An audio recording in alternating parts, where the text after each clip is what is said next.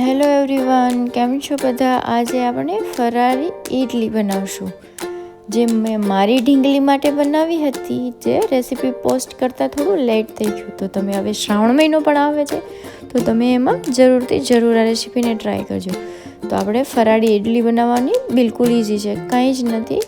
તો સૌથી પહેલાં આપણે અહીંયા 1 વાટકી જેટલો સામો લઈ લઈશું. તમે સામો કહો છો, સાવ કહો છો, મોરૈયો કહો છો, ગમે તે.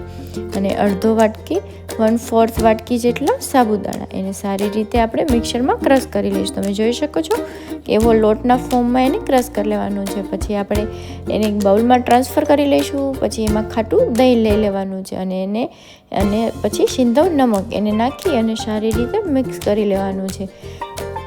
અને સીધું મીઠું લેવાનું છે, એમ જ નમક નથી લેવાનું. તમે વ્રતમાં જમતા હોય તો ઓલું પણ નમક ચાલી શકે છે.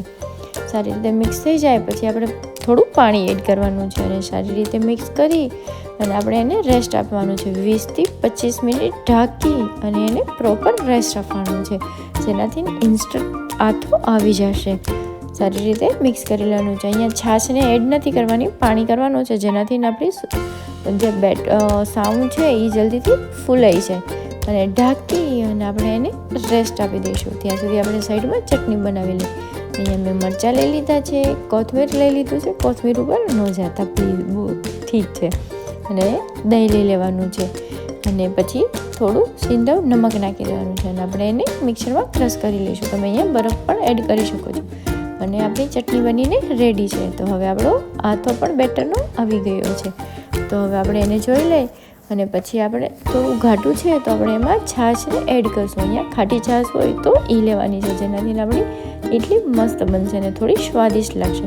સારી રીતે મિક્સ કરી અને આપણે જેવું આપણું ઢોકળા કે ઇડલીનું બેટર રાખી એ ફોર્મમાં આપણે અહીંયા બનાવી લેવાનું છે. જેટલી જોઈએ એટલું એડ કરવાનું છે છાશ.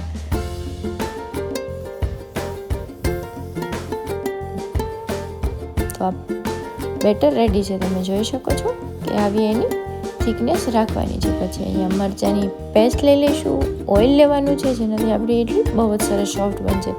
અને અહીંયા મેં સોડા એડ કર્યો છે, જેને સારી રીતે બધાને મિક્સ કરી અને આપણે અહીંયા મિક્સ કરી અને ફેટી લેવાનું છે. એક જ ડાયરેક્શનમાં ફેટવાનું છે, જેનાથી આપણા ઢોકળા કે ઇડલી બહુ જ સરસ બને. અને આપણે ઇડલીની પ્લેટ લઈ લઈશું, સાઈડમાં સ્ટીમરને સેટ કરી લઈશું અને એને ગ્રીસ કરી અને અહીંયા બેટરને પોર કરી દઈશું.